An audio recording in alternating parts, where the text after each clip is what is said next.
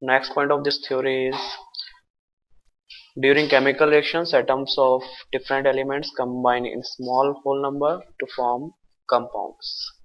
Just like this, in HCl, one atom of H and one atom of Cl combine and form HCl. In formation of H2SO4, one atom of hydrogen, two atom of hydrogen and one atom of sulfur and four atom of oxygen combine with each other and form H2SO4.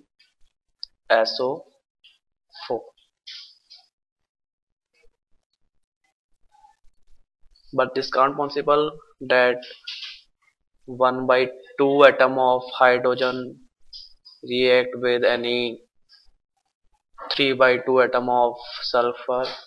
This is can't possible because atom can neither be created nor be destroyed. And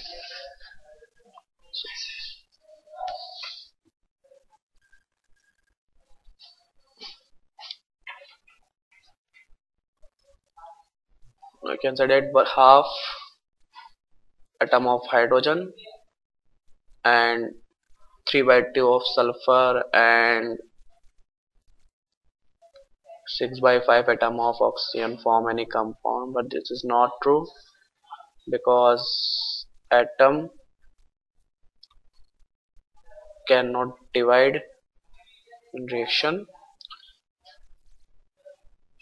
and according to this point atoms can react with each other only in whole number.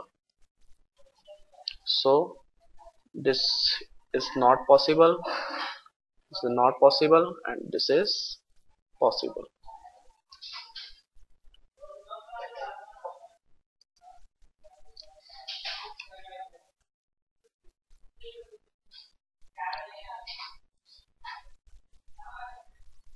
The next point of this theory is atom of the same element can combine in more than one ratio to form more than one compound. Now we can take example of carbon and oxygen. Carbon and oxygen react with each other and form two type of compound. The first one is CO2 and the second one is CO. The ratio of carbon in CO2 is carbon has mass 12 and oxygen has mass 16, but here two atom of oxygen present in CO2, so we can multiply 16 by 2. Now the ratio will be 12 ratio 32, and we can cancel out 12 and 32 by 4, and this will be 3 ratio 8. The ratio of carbon and oxygen in CO2 is 12 ratio 16.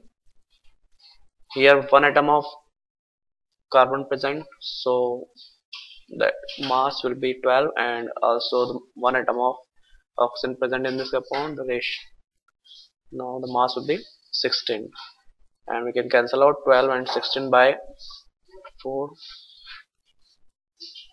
Now the ratio will be 3 ratio 4. Now we can say that carbon and oxygen can make two type of compound. First one is CO2 carbon dioxide and second one is CO carbon monoxide.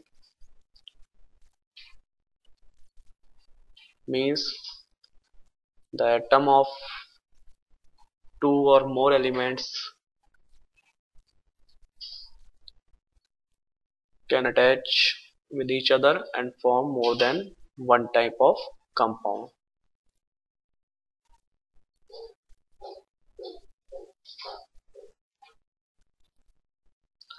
Now we can take another example of nitrogen and oxygen. Nitrogen and oxygen attach with each other and can form five type of nitrogen oxides. The first one is N2O, nitrous oxide. Second one is NO, nitric oxide. Second one is Third one is N2O3, dinitrogen trioxide. Fourth one is NO2, nitrogen dioxide, and fifth one is N2O5, nitrogen pentaoxide. It means nitrogen and oxygen can make more than one type of compound, but the ratio of nitrogen and oxygen will be different in five of compound. The ratio of nitrogen and oxygen according to mass is nitrogen has mass 14, so 2 atoms of nitrogen present is here, so we can write it 2 into 14 ratio. 1 atom of oxygen present here, so we can write 16, and the ratio will be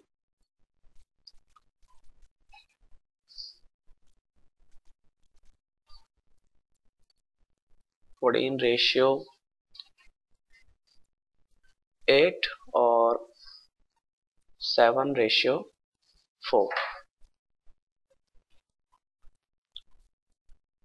Now the ratio in NO will,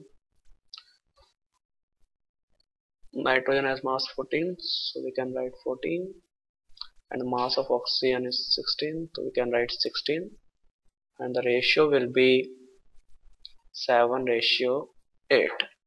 The ratio of nitrogen oxygen in dinitrogen trioxide will be, here 2 atom of nitrogen present in N2O3, so we can write 2 into 14, and here 3 atom of oxygen present, so we can write 3 into 16, and now we can write 28 ratio 48. Now we can cancel out 28 and 48 by 4, and the ratio will be 7 ratio 12. And just like this, we can find out the ratio of nitrogen oxygen in NO2, 14 ratio 32, and the ratio will be 7 ratio 16, and the ratio of nitrogen and oxygen in N2O5 will be 28 ratio 80, and the ratio will be 7 ratio 20. Now we can say that nitrogen and oxygen combined with each other in different ratio and form different type of compound. The first one is N2, second one is NO, third one is N2O3, and fourth one is NO2, and fifth one is N2O5. That atoms can neither be created nor be destroyed was a result of the law of conservation of mass. Atom neither can be created nor be destroyed. This is a result of law of conservation of